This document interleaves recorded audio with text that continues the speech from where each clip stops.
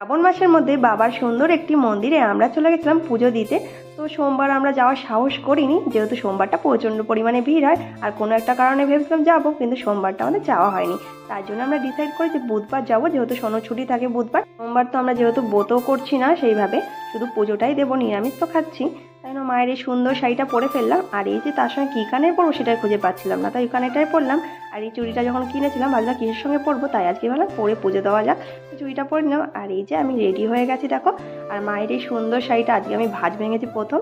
তাই ভাবলাম না প্রথমে পরবো না, মাকে বলছিলাম, যেহেতু মা এখনো একবারও পরেনি।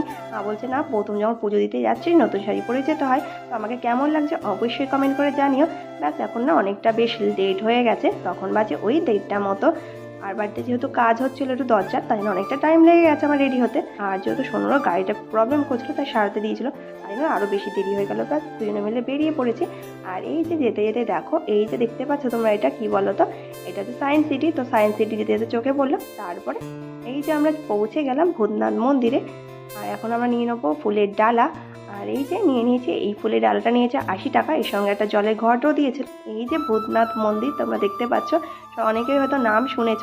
তো অনেকটা জাগ্রত এই মন্দিরটা, নামই শুনেছি এতদিন, কিন্তু কোনোদিনও চোখের দেখা দেখিনি। তো এই প্রথমবার এলাম। তো মন্দিরের সামনে গেট দিয়ে ঢুকেছিলাম, তখন ওটা বন্ধ ছিল, বললো যে পিছনের দিক দিয়ে যেতে। তো যেহেতু স্পেশাল নাকি পুজো চলছিল কারোর একটা।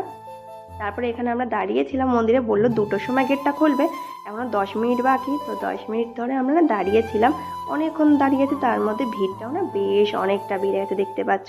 আর এইদিকে না বৃষ্টিও না অনেকটা শুরু হয়ে গেছে, কী যে করবো বুঝতে পারছিলাম না, দরজাও খুলছে না। যে ঘড়ির কাঁটা 2টো পুরো বাজলো তখনই দরজা খুললো, চিল্লাতে চিল্লাতে সবাই যে বৃষ্টি পড়ছে আপনি দরজা খুলুন। তারপর খুললো, আমরা ভিতর দিকেও ঢুকে গেলাম। আর এই যে সবাই লাইন দিয়ে নিয়েছে, এখন জল ঢালবো আমরা বাবার মাথায়। এই যে পরপর সবাই মিলে যাচ্ছি। তো ভিতরে গিয়ে লাইনে দাঁড়ালাম। তারপরে এই যে এত ভিড়ের মধ্যে দুজনে মিলে যে জল ঢালতে পারবো সেটা আমি ভাবতেই পারিনি, এতটা পরিমাণে ভিড় ছিল। কিন্তু যে দিকটা দিয়ে আমরা ঢালছিলাম সেই জায়গাটা একটু ফাঁকা ছিল, দুজনে মিলে যা হোক করে এর মধ্যে দিয়ে ঢেলেছি বাবার মাথায়।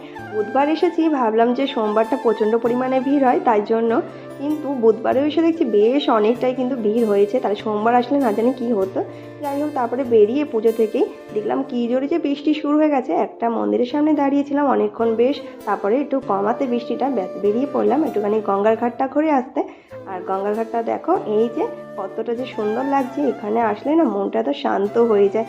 আর পরিবেশটা না খুব ভালো লাগে। আর অল্প অল্প বৃষ্টি পড়ছিল ঝিরিঝিরি করে, তাই গঙ্গার জলটা একটু মাথায় ছিটিয়ে নেওয়া যাক। আর ব্যাস গঙ্গার জলটা একটু মাথায় ছিটিয়ে নিলাম। আর এই যে কি সুন্দর যে লাগছে, ঢেউটা যে দিচ্ছে জলে, খুব সুন্দর লাগছিল। কিছুটা সময় এখানে আমরা কাটালাম। আর এই যে গঙ্গায়